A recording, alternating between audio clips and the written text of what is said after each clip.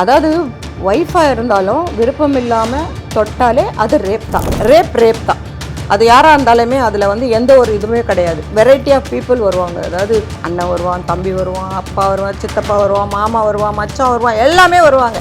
விருப்பம் இல்லைன்னா விபச்சாரியாக இருந்தால் கூட தொடக்கூடாதுன்னு சொல்லுவாங்க. பொண்டாட்டியாக கூட இருக்கலாம். No means no. நான் இப்போ வந்து சொல்ல போனால் பேரண்ட்ஸ் மேலே தான் குற்றம்னு சொல்லுவேன். சின்ன ஒரு விஷயத்தெல்லாம் பார்த்து பெண்களை வளர்க்குறப்போ வந்து பெண்களை வந்து பார்த்து எல்லாமே வாங்கி தராங்க. ஆனால் மாப்பிள்ளை பார்க்குற இடத்துல மட்டும் தவறிடுறாங்க. ஒரு ஹஸ்பண்ட் அண்ட் ஒய்ஃப்ன்றது வந்து ஃப்ளெக்சிபிலிட்டி வேணும். அதே போல் வந்து இந்த சாந்தி முகூர்த்தம் அது மாதிரிலாம் செய்கிறாங்க. அதெல்லாம் எதுக்கு? ஒன்லி வந்து புரிதல் முதல்ல இருக்கணும். அது வந்து அவசியமே கிடையாது. நல்லா புரிஞ்சுக்கிட்டு அதுக்கப்புறமா அவங்க வந்து ஒன்றா சேரலாம்.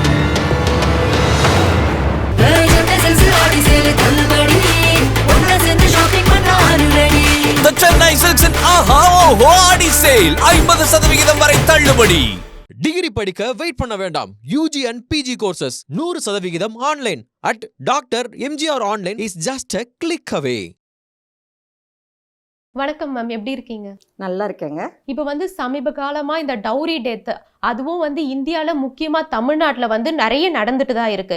திருப்பூர்ல ரித்தன்யா கேஸை எடுத்துக்கிட்டோம்னா கூட கல்யாணம் ஆகி 78 நாளில் வந்து அவங்க டவுரி ஹராஸ்மெண்ட்னால வந்து இறந்துருக்காங்க. ஸோ வந்து இதுவுமே அவங்க கல்யாணமே வந்து ஒரு 5 கோடி ரூபாய் செலவில் 300 சவரன் நகை போட்டிருக்காங்க. அது மட்டும் இல்லாமல் 70 லட்ச ரூபாய் ஓல்வோ காரோ வாங்கி கொடுத்துருக்காங்க. இருந்துமே இது பத்தாம அவங்க மருமகனுக்கு வந்து வேலை வாய்ப்பு இது ஒரு தொழில் தொடங்கிறதுக்காக வேணும்னு கேட்டிருக்காங்க. அதை சொல்லி இவங்கெல்லாம் அவ்வளோ பண்ணியிருக்காங்க. ஸோ இந்த மாதிரிலாம் வந்து அவங்க ஹராஸ்மெண்ட் பண்ணி அவங்க வந்து இறந்துருக்காங்க. ஸோ இந்த கேஸோட பேக்ரவுண்ட் என்ன மேம்? இந்த கேஸோட பேக்ரவுண்டுன்னு சொன்னாக்கா வந்து அதாவது சாதாரணமாக பார்த்தீங்கன்னா டவுரி வந்து வாங்கிறதும் குற்றம், டவுரி வந்து கொடுக்கறதும் குற்றம். அதுதான் வந்து சட்டம் சொல்லுது. இது வந்து 3 வகையில் வந்து இந்த டவுரி வந்து வாங்கிறதுக்கு ட்ரை பண்ணுவாங்க அந்த மாப்பிள்ளை சைடு. அதாவது கல்யாணத்துக்கு முன்னாடி பேச்சுவார்த்தை நடத்துவாங்கல்ல, அப்போ வந்து இவ்வளோ போடணும் அப்படின்ற மாதிரி அக்ரிமெண்ட் மாதிரி, அதாவது பேச்சுவார்த்தையில் பேசுவாங்க. அதுக்கு அக்ரி பண்ணாக்கா அடுத்த கட்டத்துக்கு போவாங்க. அது ஒன்று. ரெண்டாவது வந்து at the time of marriage, அந்த மேரேஜ் டயத்தில் அவங்க என்ன சொன்னாங்களோ அதை போடணும் அப்படின்னு சொல்லுவாங்க. அதே சமயம் பார்த்திங்கன்னா வந்து இன்னும் ஜாஸ்தி கூட வந்து இது வேணும், அது வேணும், மாப்பிள்ளை இந்த மாதிரி நாங்கள் இவ்வளோ செலவு பண்ணோம் அப்படின்ற டிமாண்ட் பண்ணுறது. அதுக்கப்புறமா பார்த்திங்கன்னா மேரேஜ்க்கு அப்புறமா அகெயின் வந்து எனக்கு அதாவது மாப்பிள்ளைக்கு என்னென்ன தேவையோ அதையெல்லாம் வந்து டிமாண்டு டே பை டே வந்து டிமாண்ட் பண்ணிக்கிட்டே இருக்கிறது. இது 3மே வந்து டவுரி ஆக்டில் வந்துடுது. சரிங்களா? அதாவது பழைய ஆக்ட் படி வந்து 498A வரும். இப்போ வந்து வேறு வந்து என்ன சொல்கிறீங்கன்னா வந்து 85 இந்த பி அதாவது பாரதிய நியாய சட்டம் சொல்கிறேன் இல்லைங்களா, அதில் வருது. அதுக்கு நிறைய வித்தியாசம் வருது. ஸோ அதாவது ஒரு பெண்ணை வந்து முதல்ல வந்து வளர்க்குறவங்க பேரண்ட்ஸுக்கு, நான் இப்போ வந்து சொல்லப்போனால் பேரண்ட்ஸ் மேலே தான் குற்றம்னு சொல்லுவேன். சின்ன ஒரு விஷயத்தெல்லாம் பார்த்து பெண்களை வளர்க்குறப்போ வந்து பெண்களை வந்து பார்த்து எல்லாமே வாங்கி தராங்க. ஆனால் மாப்பிள்ளை பார்க்குற இடத்துல மட்டும் தவறிடுறாங்க. சின்ன ஒரு ட்ரெஸ் எடுக்கணுன்னாலும் நிறைய டைம் எடுக்கிறாங்க, எல்லாமே எடுக்கிறாங்க. ஆனால் இந்த மாப்பிள்ளை பார்க்குற விஷயத்தில் வந்து யாரோ என்னவோ சொல்கிறாங்க அப்படின்னு சொல்லிட்டு தெரியாதனமாக வந்து எடுத்துடுறாங்க. அதாவது சரி பெண் ஒரு வீட்டில் ஒரு பெண்ணு தான் இருக்குன்னா எல்லாமே அவங்களுக்கு தான், அவங்க சம்பாதிக்கிறது, பேரண்ட்ஸ் சம்பாதிக்கிறது எல்லாமே பெண்ணுங்களுக்கு தான் அப்படின்றப்போ இதை தெரிஞ்சுக்கிட்டு நிறைய பேர் என்ன பண்ணுறாங்க, வந்து ஃபால்ஸ் ப்ராமிஸ் கொடுக்கறது, ஃபால்ஸ் இதெல்லாம் நிறைய விஷயங்கள் ஃபால்ஸாக சொல்லி அதை நம்புகிற மாதிரி சொல்லி அவங்க வந்து நம்ப தகுந்த முறையில் சொல்லி அக்செப்ட் பண்ணிக்கிறாங்க. இப்படி தான் வந்து இது பண்ணாங்க. இப்போ நீங்கள் சொன்னீங்க இல்லைங்களா இந்த பெண்ணோட கேஸு, அந்த பெண்ணோட கேஸ் வந்து அந்த பெண்ணை வந்து நல்லா படிச்சிருக்கா. முதல்ல வந்து அவங்க தைரியமாக பிள்ளைங்களை வளர்க்கணும். பெண் குழந்தைங்களுக்கெல்லாம் இப்போ வந்து நிறைய சுதந்திரம் கொடுத்துருக்காங்க பெண்களுக்கு.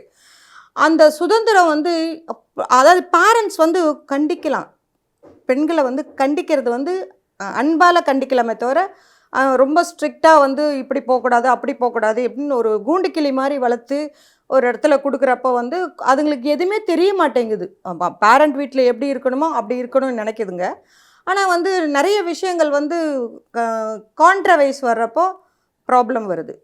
இப்போ இந்த நீங்கள் என்ன இப்போ டேட் பேர்னு சொன்னீங்க? ரித்தன்யா.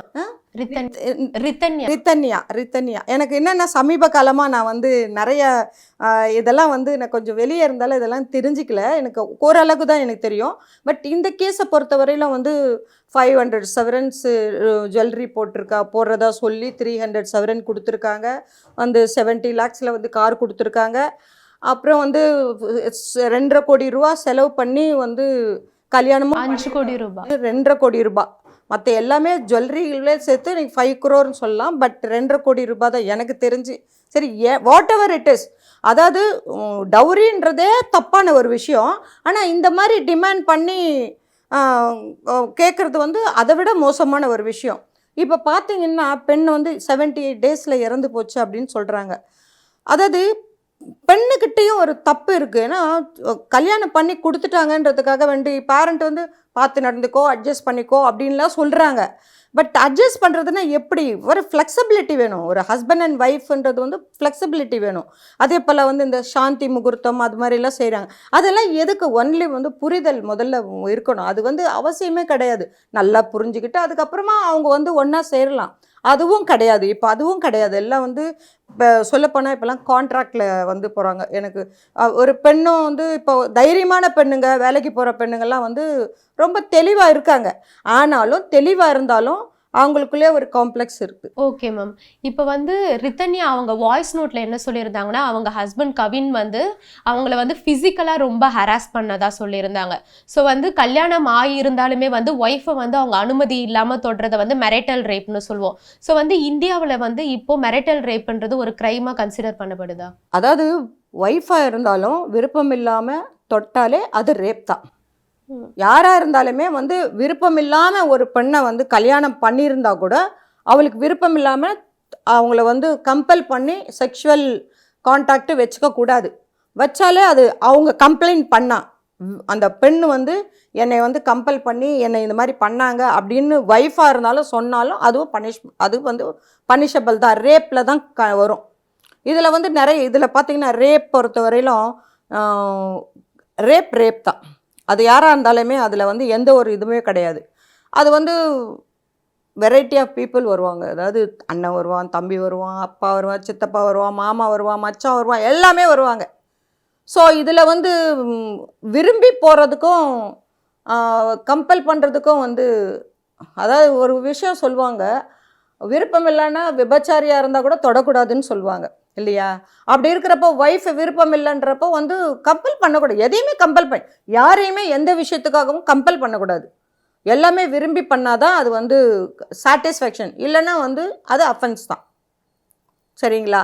அது இப்போ வந்து நிறையா இடத்துல வந்து செக்ஷுவல் டார்ச்சர் நிறைய ஹஸ்பண்டு கொடுக்குறாங்க. இதை வந்து பொண்ணு வந்து கம்ப்ளைண்ட் பண்ணி அதுலேருந்து வெளியில் வரணுன்னு தைரியமாக, அதாவது சம் கேர்ள்ஸ் லேடிஸ் வந்து சூசைட் பண்ணிக்கிறாங்க. அது தாங்க முடியாமல் சூசைட் பண்ணிக்கிறாங்க. வெளியில் வாங்க, வந்து இப்படி கம்ப்ளைண்ட் பண்ணுங்க. இப்படியெல்லாம் கம்ப்ளைண்ட் பண்ணால் தானே வந்து நாளைக்கு அந்த ஆண்களுக்கு வந்து பயம் இருக்கும். ஆனால் யாரும் பண்ண மாட்டேங்கிறாங்க. இதை வந்து வீட்டில் சொல்ல எல்லாம் பயம்தான். வீட்டில் சொன்னாலும் பயம், வெளியில் சொன்னால் அசிங்கம். இந்த அசிங்கம் அதெல்லாம் பார்த்துட்டு தான் யாரும் சொல்ல மாட்டேங்கிறாங்க. இந்த மாதிரி இறந்து போயிடுறாங்க. ஸோ இதெல்லாம் வந்து வீடியோலாம் எவ்வளோ வருஷமாக வந்துட்டுருக்கு. இதுக்கு முன்னாடியெல்லாம் அப்படி கிடையாது. லெட்டர் எழுதி வச்சுருப்பாங்க. ரத்தத்தில் லெட்டர் எழுதுவாங்க. லெட்டர் இருக்கும். எங்கேயாவது இன்னும் தேடுவாங்க. ஒரு பொண்ணு வந்து அன்நேச்சுரல் டெத்து, அதாவது சஸ்பீஷியஸ் டெத் அப்படின்னா அவங்க ரூமெல்லாம் செக் பண்ணுவாங்க.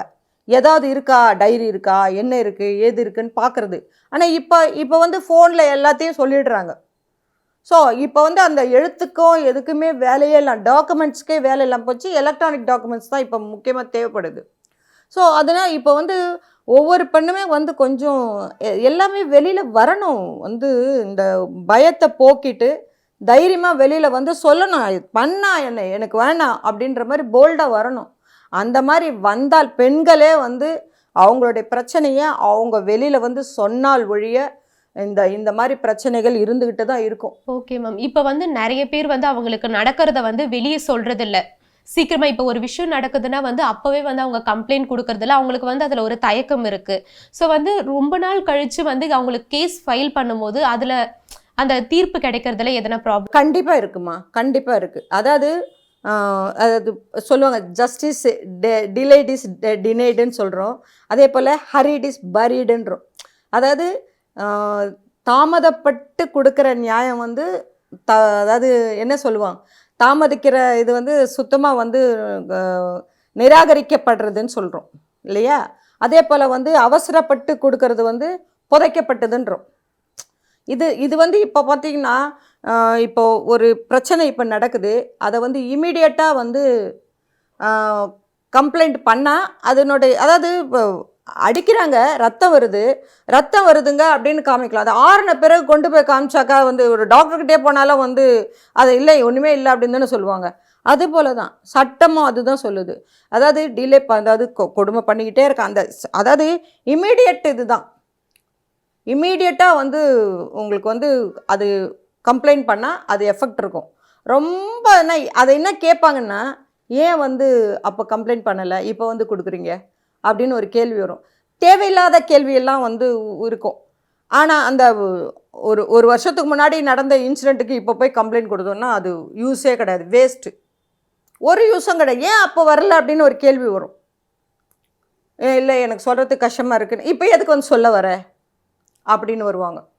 ஸோ அது வந்து அவங்க மேலேயே சந்தேகப்படுற சூழ்நிலை ஏற்படும். அதை அதாவது அவங்க உருவாக்கிக்கிறது இது. அதனால வந்து இது டிலே பண்ணி கொடுக்குற கம்ப்ளைண்ட்லாம் வந்து இதை வந்து காவல்துறையும் அதை வந்து எடுக்கிறதுக்கு யோசிக்கும். ஏன்னா எவிடன்ஸ் வேணுமா? ஒரு கம்ப்ளைண்ட் கொடுக்குறோன்னா அதை வந்து ப்ரூவ் பண்ணணும்னா எவிடன்ஸ் ரொம்ப முக்கியம். வந்து சுத்தமாக மறைஞ்சி போனதெல்லாம் வந்து எப்படி எடுக்க முடியும் சொல்லுங்கள்? எடுக்க முடியாது. ஒன்றும் இல்லை, அதாவது ரேப் கேஸ் கூட எடுத்துக்கிட்டிங்கன்னா அது வந்து மெடிக்கல் செக்கப்பு எல்லாமே கொண்டு போகிறோம், சரியா? மெடிக்கல் செக்கப்புன்னு போகிறப்போ வந்து அது வந்து இந்த அதாவது ஃப்ரெஷ் ஊண்டு இருந்ததுன்னா ஈஸியாக வந்து ப்ரூவ் பண்ண முடியும். அதை ஊண்டே இல்லைன்னா பண்ண முடியாது இல்லையா? அதே போல் தான் எல்லாமே. அதாவது தாமதிக்கப்படுற கம்ப்ளைண்ட்டு கூட எடுப்படாது. இப்போ பார்த்தீங்கன்னா வந்து கம்ப்ளைண்ட் வந்து இமீடியட்டாக கொடுத்து இமீடியட்டாக ஒரு எக்ஸாம்பிள் வேறு மாதிரி நான் சொல்கிறேனே, நம்ம காவல்துறை அதாவது ஒரு அஃபென்ஸ் ஒரு குற்றவாளி வந்து நிரந்தரமான ஒரு பெரிய குற்றவாளி அப்படின்னு காரணம் அப்படின்னாக்கா வந்து சமுதாயம் தான் நான் சொல்லுவேன். முதல்ல வந்து ஒரு கம்ப்ளைண்ட் கொடுக்குறோம், கம்ப்ளைண்ட் கொடுத்தா அது இம்மீடியட்டாக இப்போ வந்து ஒரு ராபரி கேஸுன்னு எடுத்துங்களேன். ராபரி கேஸ் வந்து என்னோட பர்ஸை ஒருத்த அடிச்சுட்டு போகிறான், கையும் களவும் மாட்டுறான். அப்போ எத்தனை பேர் இருப்பாங்க? ஒரு 4 பேர் இருப்பாங்க. அவங்க பார்க்குறாங்க கம்ப்ளைண்ட்டு, இம்மீடியட்டாக அதுக்கு வந்து ஆக்ஷன் எடுத்து எஃப்ஐஆர் போட்டு ரிமாண்ட் பண்ணி அந்த விட்னஸை அந்த ஆளுங்களை உடனே கோர்ட்டில் கொண்டு போய் சேர்த்தாங்கன்னா அவன் தப்பு பண்ணானா இல்லையா? ஒன்று அவன் தப்பு பண்ணியிருந்தானா தண்டனை கொடுத்துடணும் இமீடியட்டாக. ஆனால் அதை வந்து என்ன 15 நாள் ரிமாண்ட் பண்ணுவாங்க, அதுக்கப்புறம் பெயிலில் வருவான், அதுக்கப்புறம் இன்னொரு அஃபென்ஸ் பண்ணுவான், அது தொடர்ந்து அப்படியே வந்து எபேச்சுவல் அஃபெண்டராக மாறுவான். ஸோ அதை தவிர்க்கணும் அப்படின்னா இமீடியட்டாக இவனுக்கு குற்றம் செஞ்சானா இல்லையான்னு இமீடியட்டாக பண்ணிட்டாங்கன்னா, ஏன்னா 4 விட்னஸாக இருக்குது, வேறு எதுவும் கிடையாது, இமீடியட்டாக பண்ணிட்டு போகலாம். பட் யாரும் பண்ணுறது கிடையாது. அதனால தான் குற்றங்கள் வந்து நிறைய வந்துக்கிட்டே இருக்குது எல்லா விஷயத்துலையுமே. ஃபேமிலி இஷ்யூவாக இருந்தாலும் சரி, எந்த பப்ளிக் இஷ்யூவாக இருந்தாலும் சரி, எந்த விஷயமே வந்து இமீடியட்டாக வந்து பண்ணாங்கன்னா வந்து ஈஸியாக வந்து தப்பிக்க முடியாது. தண்டனையிலேருந்து யாரும் தப்பிக்கவே முடியாது. ஆனால் அது நிறைய பேர் செய்கிறது கிடையாது. அது வந்து கேட்டால் வந்து வேலை பலு, ஒரு கேஸ் கிடையாது நிறைய இருக்குது அப்படின்னு சொல்கிறாங்க. அது நம்ம ஒன்றும் பண்ண முடியாது. அதாவது அவங்கவுங்களோட இதுதான். நிறைய கேஸெல்லாம் இப்போ வந்து அது வருஷக்கணக்காக இழுத்துனே போகிறது, வருஷக்கணக்காக இழுத்துனே போகுது. சட்டத்தில் வந்து ஒரு லிமிட்டேஷன் கொடுத்துருக்குறாங்க, இந்த லிமிட்டேஷனுக்குள்ளே வந்து பண்ணணும் அப்படின்னு சொல்கிறாங்க. ஆனால் அதை வந்து யாருமே ஃபாலோ பண்ண நான் பர்டிகுலராக சொல்ல விரும்பலை. ஏன்னா மீடியாவில் சொல்கிறப்போ வந்து அது யாரையா பண்ணும். அதனால எனக்கு அது வந்து யாரும் வந்து அதை ஃபாலோ பண்ணுறது கிடையாது. சட்டத்தை கரெக்டாக ஃபாலோ பண்ணாங்கன்னா, அந்த ரூல்ஸை கரெக்டாக ஃபாலோ பண்ணாங்கன்னா யாரும் தண்டனையிலேருந்து தப்பிக்கவே முடியாது. ஓகே மேம், இவ்வளோ நேரம் நிறைய பொறுமையாக எங்களுக்கு நிறைய தெளிவாக நல்லா பதில் சொன்னீங்க. Thank you so much. சரிம்மா, ஓகேம்மா.